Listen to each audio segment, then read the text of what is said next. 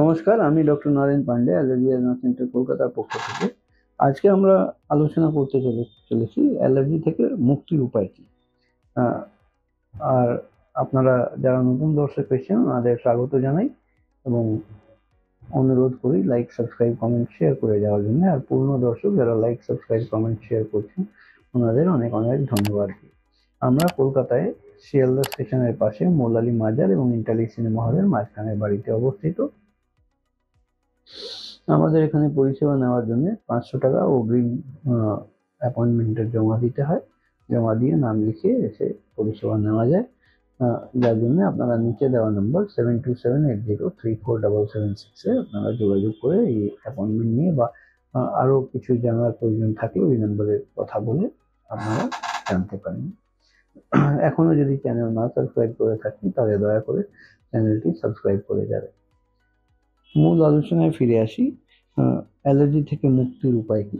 Allergy হলে বিভিন্ন রকমের সমস্যা দেখা দেয়, যেরকম অ্যালার্জিক রাইনাইটিস, নাক দিয়ে সর্দি ঝরা বা নাক বুজে থাকা, সাইনাস হওয়া বা গলায় খুসখুসানি হয়ে একটা কাশি হওয়া, বুকের মধ্যে চাপ ধরা, নিঃশ্বাসের কষ্ট, এইরকম বিভিন্ন রকমের উপসর্গ, অ্যাঞ্জিওএডিমা হওয়া, আর্টিকোরিয়া হওয়া, গায়ে দাগড়া দাগড়া হওয়া, এই সমস্ত বিভিন্ন রকমের উপসর্গ দেখা দেয়।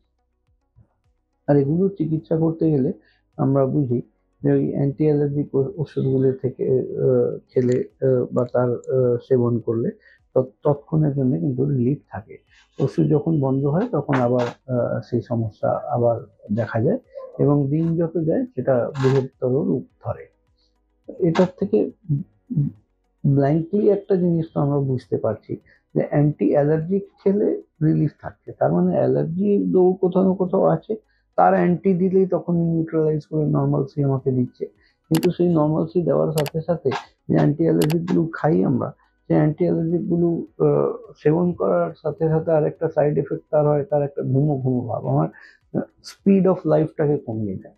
এখান থেকে বেরিয়ে আসার জন্য আমরা যে সাজেশনটা দিই সেটা specific immunotherapy, allergen extract immunotherapy ভ্যাকসিনের কথা বলি।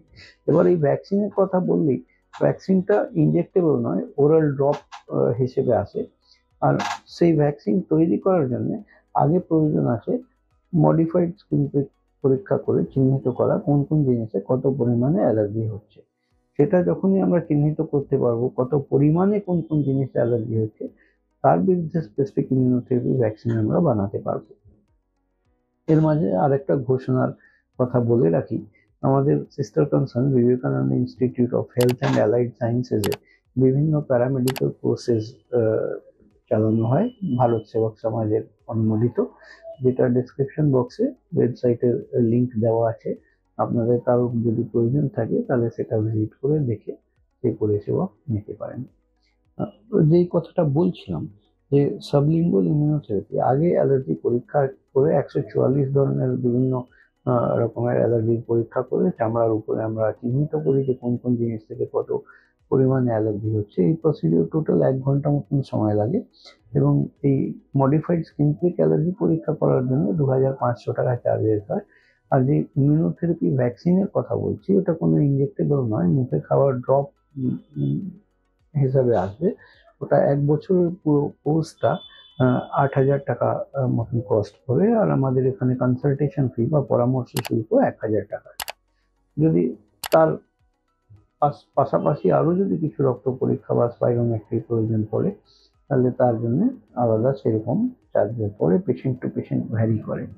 তো এইরকম পরিষেবা নেওয়ার যদি প্রয়োজন থাকে তাহলে নিচে দেওয়া নম্বর 7278034776 আপনারা অনুসন্ধানও করতে পারেন বা অগ্রিম অ্যাপয়েন্টমেন্ট নিয়ে আসতে পারেন। অগ্রিম অ্যাপয়েন্টমেন্ট নেওয়ার জন্য 500 টাকা অগ্রিম পাঠাতে হয়, নন রিফান্ডেবল, যেটা পাঠানোর পরে আপনাকে গাইডেন্স দিয়ে দেওয়া হবে কবে আসবেন, কিভাবে আসবেন, সমস্ত কিছু। আর আমরা কলকাতায় শিয়ালদা স্টেশনের পাশে মৌলালী মাজার এবং ইন্টালি সিনেমা হলের মাঝখানের বাড়িতে অবস্থিত। আপনারা সুস্থ থাকুন, ভালো থাকুন। আজকে নতুন এখানেই শেষ করলাম। আমি doctor Naren Pandey, allergy centre, Kolkata.